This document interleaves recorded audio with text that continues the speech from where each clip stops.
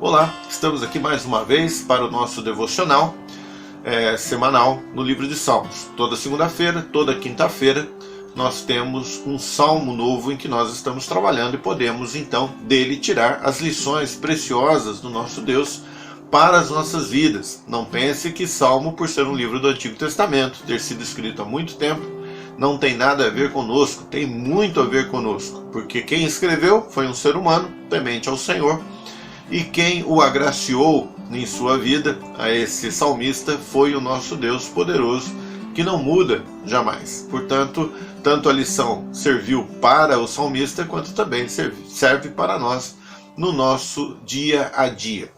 Lembro os irmãos que quem não viu os vídeos anteriores dos 8 primeiros salmos, hoje nós trataremos do Salmo 9, pode ir até o meu canal no YouTube, Pastor Cantoca, e lá você vai encontrar então os devocionais referentes aos 8 primeiros salmos que já foram tratados nas semanas anteriores.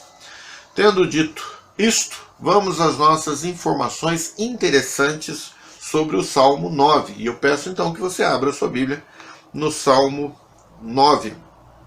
A primeira informação que nós temos é o autor desse salmo. E continua, como nos salmos anteriores, exceto o Salmo 1, continua sendo Davi. Ele é o autor do Salmo 9.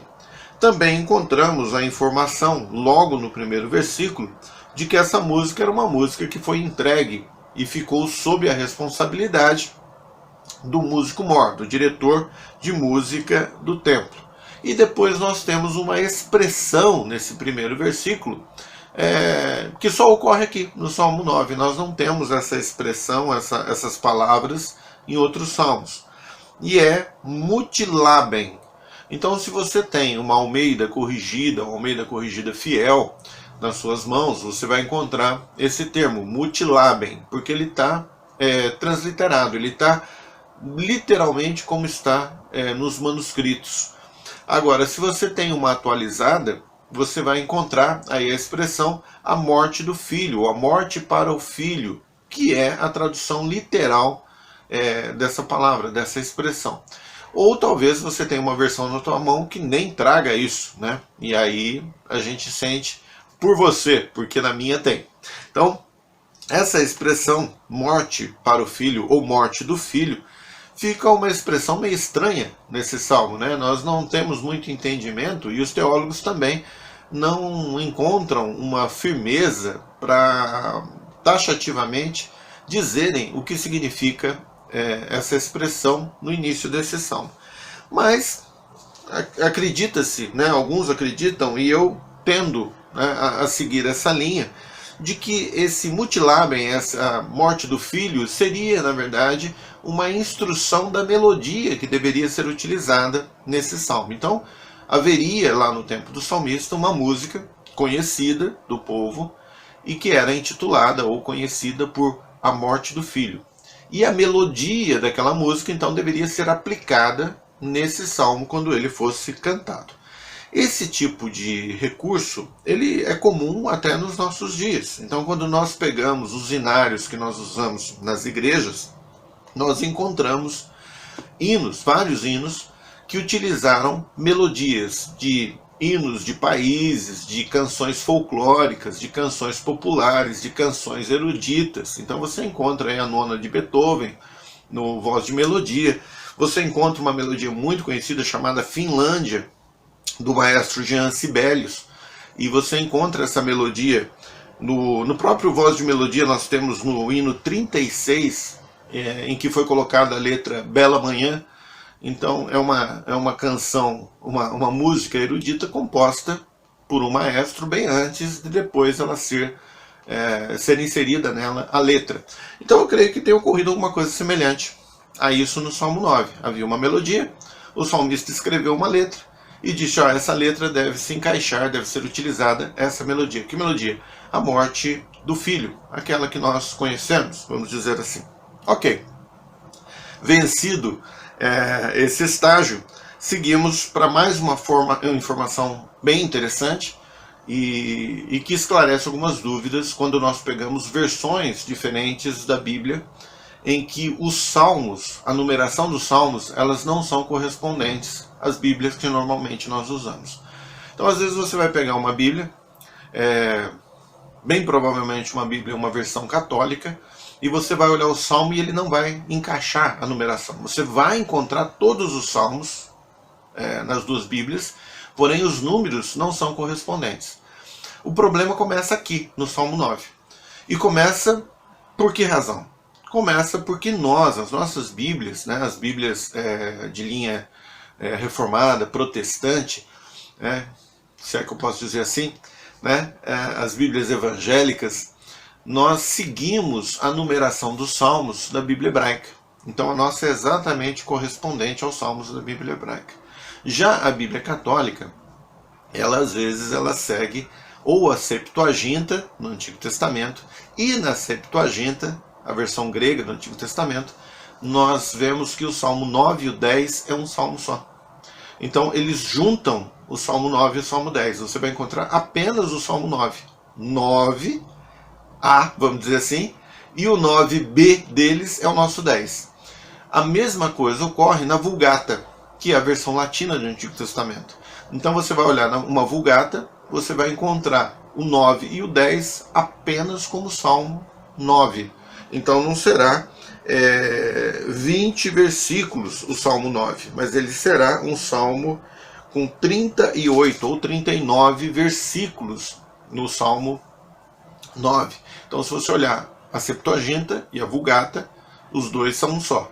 Se você olhar a hebraica, são dois salmos diferentes. As versões que seguiram a Septuaginta e a Vulgata, elas trazem então um salmo só, juntando o 9 e o 10. Já as outras versões, elas trazem dois salmos. Então, tá aí uma explicação interessante para vocês e que certamente responde algumas dúvidas, ou esse questionamento da diferença de numeração de salmos em algumas versões. Vamos para a mensagem do salmo. Eu divido esse salmo, na verdade, em 4 pontos principais, mas eu acrescento a esses 4 pontos principais um prefácio e um epílogo. E o que é esse prefácio e epílogo? Quando você lê um livro e ele é formalmente escrito, tendo todas as partes exigidas, né, por um livro, você vai encontrar um prefácio, onde existem informações iniciais, um apanhado de todo o livro, pontos principais, ele dá a tonalidade que você deve ler o livro. E no epílogo você encontra o fechamento, o encerramento desse livro. Então eles não são chamados de capítulos, mas eles são duas partes importantes, de início e de encerramento. O início dando o tom do livro e o encerramento fazendo ali uma conclusão, ambos escritos pelo autor. Apesar que o prefácio, algumas vezes, se são edições muito antigas, livros antigos, existem prefácios mais atuais falando sobre a versão antiga, ou prefácios escritos por pessoas recomendando aquele livro. Enfim, o prefácio é mais aberto, mas o epílogo é o encerramento do autor. Eu vejo nesse salmo ocorrer algo muito semelhante a isso, muito parecido com isso, né? E não vou lê-lo inteiro de uma vez, mas vou lendo aqui aos pouquinhos, né, para que a gente possa ir explicando cada uma das partes. Então a primeira parte é esse prefácio, versículo 1 e versículo 2, e eu faço a leitura dele agora. Salmo 9 diz assim: Salmo de Davi para o músico mor sobre Mut Laben. Eu te louvarei, Senhor, com todo o meu coração, contarei todas as tuas maravilhas. Em ti me alegrarei e saltarei de prazer, cantarei louvores ao teu nome, ó Altíssimo. Essa é a ideia do salmo todo.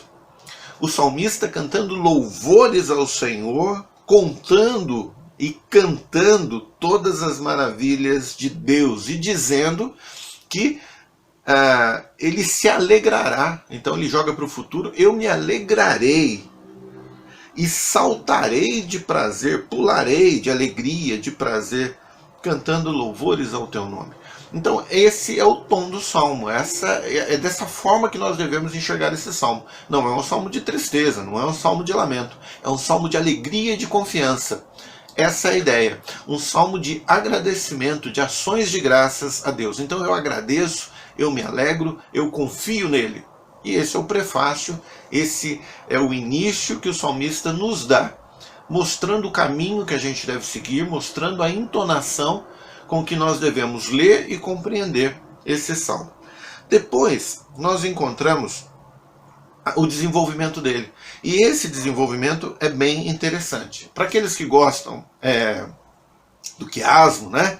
Que gostam de salientar essa estrutura de escrita, a gente pode dizer que aqui também encontra uma forma de quiasmo. Apesar que o quiasmo, às vezes, se você forçar, você encontra ele em qualquer lugar. Mas esse salmo aqui, ele tem isso, né? Ele tem uma declaração de vitórias no início, declaração de vitórias no final. E ao meio dele, no meio dele, apontando para o meio dele, nós encontramos uma convocação de louvor a Deus e oração do salmista em dependência ao Senhor. Então as duas partes, as vitórias, apontariam para o louvor, o agradecimento, a exaltação ao nome do Senhor e também uma oração de dependência futura. Sigamos. Então a primeira parte, como eu falei, primeiro e o final, a primeira parte são declarações de vitórias. E isso segue do versículo 3 ao versículo 10. Acompanhe comigo e você vai ver o salmista dizendo então sobre essas vitórias no Senhor. Versículo 3. Porquanto os meus inimigos retornaram, caíram e pereceram diante da tua face. Pois tu tens sustentado o meu direito e a minha causa. Tu te assentaste no tribunal julgando justamente. Repreendeste as nações, destruíste os ímpios, apagaste o seu nome para sempre e eternamente. Ó inimigo, acabaram-se para sempre as assolações, e tu arrasaste as cidades, e a sua memória pereceu com elas. Mas o Senhor está sentado perpetuamente. Já preparou o seu tribunal para julgar. Ele mesmo julgará o mundo com justiça, exercerá o juízo sobre povos com retidão. O Senhor será também um alto refúgio para o oprimido, um alto refúgio em tempos de angústia. Em ti confiarão os que conhecem o teu nome, porque tu, Senhor, nunca desamparaste os que te buscam. Então, vitória. Os inimigos estão arrasados, destruídos, serão julgados pelo Senhor. Mas o Senhor cuidou daqueles que eram fracos, daqueles que estavam sendo oprimidos, daqueles que estavam sendo perseguidos. Então ele protegeu aquele que era oprimido, perseguido, e destruiu com o inimigo. Então a gente vê o salmista exaltando, reconhecendo, lembrando das vitórias que o Senhor deu a ele sobre seus inimigos. Depois do salmista ter falado sobre isso, nós encontramos então, vamos lá, eu vou tratar da forma, como se, dando a ênfase ao quiasmo, vamos lá, eu vou fazer isso. Então, primeiro, declaração de vitórias, e depois a gente vai também, do versículo 15 a 19, em outras declarações de vitórias, que são as finais, apontando para o meio. Vamos ver, versículo 15 ao versículo 19. Os gentios enterraram-se na cova que fizeram, na rede que ocultaram, ficou preso o seu pé. O Senhor é conhecido pelo juízo que fez. Enlaçado foi o ímpio nas obras das suas mãos. Rigaion Selá. E a gente já sabe que aí tem uma instrução musical, uma parada de reflexão, de meditação. Aí ele continua: os ímpios serão lançados no inferno, e todas as nações que se esquecem de Deus. Porque o necessitado não será esquecido para sempre, nem a expectação dos pobres perecerá perpetuamente. Então, quando nós olhamos aqui, nós vemos novamente vitórias. Vitórias no primeiro ponto, do versículo 3 ao 10. Vitórias no final, do versículo 15 ao versículo 19. E elas apontam então para o meio, que é o versículo 11 ao versículo 14.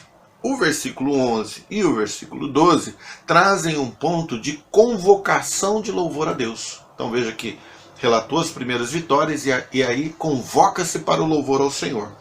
Versículo 11. Cantai louvores ao Senhor que habita em Sião. Anunciai entre os povos os seus feitos. Pois quando inquire do derramamento de sangue, lembra-se deles, não se esquece do clamor dos aflitos. Então veja o versículo 11: cantai louvores ao Senhor, que habita em Sião, anunciai entre os povos os seus feitos. E ele diz o porquê no versículo 12. Então, uma convocação de louvor. Quando nós vemos as vitórias do Senhor, nós queremos louvar ao Senhor e convocamos para as pessoas para que elas louvem ao Senhor, exaltem o seu nome e dizemos sobre os seus feitos. Mas também não esquecemos que esses feitos são obras do Senhor, porque nós somos fracos, nós somos os oprimidos pelos inimigos e nós somos dependentes então de Deus para que possamos obter vitória. E então, logo após a convocação de louvor do versículo 11 e do versículo 2, nós encontramos uma oração do salmista de dependência do Senhor, dizendo a Deus que depende dele. Versículo 13 e versículo 14, então. Tem misericórdia de mim, Senhor. Olha para minha aflição, causada por aqueles que me odeiam. Tu me levantas das portas da morte, para que eu conte todos os teus louvores nas portas da filha de Sião, e me alegre na tua salvação. Então veja que no meio desse salmo nós temos uma forte expressão de adoração e de louvor, uma convocação para que elogiem o Senhor, reconheçam seus feitos, e também uma oração a Deus para que tenha misericórdia de nós e continue nos protegendo. O que vem antes disso? A declaração das vitórias do Senhor. O que vem depois disso? Declarações de vitórias do Senhor, que serão alcançadas. E ao final, encerra esse salmo com aquilo que eu disse para os irmãos, o epílogo desse salmo. Então, o versículo 19 e 20, nós encontramos o arremate do escritor em relação a esse salmo. Levanta-te, Senhor, não prevaleça o homem, sejam julgados os gentios diante da tua face. Isso também é o que aconteceu durante todo o salmo. O Senhor se levantando, o homem não prevalecendo, que são os homens perversos, e eles sendo julgados diante de Deus, pelo próprio Deus. E versículo 20, ele encerra também falando, ou pedindo ao Senhor, põe-os em medo, Senhor, para que saibam as nações que são formadas por meros homens. Então, Deus mostra para eles, dê medo, dê temor a eles, que eles possam tomar consciência de que eles são meros homens, ou seja, são homens mortais, são homens que são frágeis, limitados, diante de um Deus puro e santo, poderoso, como o Senhor é. Então, a sequência é a primeira declaração de vitórias, versículo 3 ao versículo 10, depois uma convocação de louvor, versículo 11 e 12, uma oração de dependência, 13 e 14, e depois mais declarações de vitórias, do versículo 15 ao 19. Tendo uma abertura do versículo 1 e 2 como um prefácio sendo feito desse salmo, e do versículo 19 e 20, um epílogo encerrando esse salmo, dando o tom do início, o prefácio, trazendo o teor, a síntese do salmo no seu epílogo, versículo 19 e 20. Irmãos, esse é o Salmo 9, e ele descreve para nós, então, exatamente como é a nossa vida de cristão. O ciclo de nossa vida como um cristão. É assim que se vive um homem, uma mulher de fé. Sempre relembrando das vitórias que o Senhor nos deu, louvando a Ele, depositando a nossa confiança no Senhor em oração, dizendo da nossa dependência, e imediatamente já confiando nas futuras vitórias dos desafios que ainda virão. Então, lembrando das vitórias passadas, louvando a Deus, orando e clamando pelo auxílio, pois nós dependemos dele, e já tendo a confiança de que os desafios que virão também serão vencidos por Deus através de nossas vidas. Dessa forma, pense sempre nisso. Diante de um desafio, lembre das vitórias que o Senhor já te deu. Essas vitórias que o Senhor já te deu, ao você lembrar, louve o nome dele e exalte o seu nome. Imediatamente ore e deposite diante dele as suas aflições, as suas dificuldades, esse novo desafio, e dependa dele. E imediatamente você será restaurado e cheio, pela graça do Senhor, de confiança de que o Senhor continuará dando vitória em sua vida. Meu irmão, minha irmã, espero que você tenha aproveitado esse salmo. Volte depois, reveja, estude aquilo que a tua palavra, a tua Bíblia lhe mostra. Estude nela, né? Pode até comparar com os textos que eu estou apresentando, mas estude nela, naquela Bíblia que você está acostumado todos os dias olhar para ela, meditar sobre ela, e que o Senhor possa lhe trazer o entendimento, e mais do que isso, que você traga para a prática aquilo que esse salmista nos mostrou, aquilo que Davi nos mostrou por meio desse salmo. Que Deus abençoe.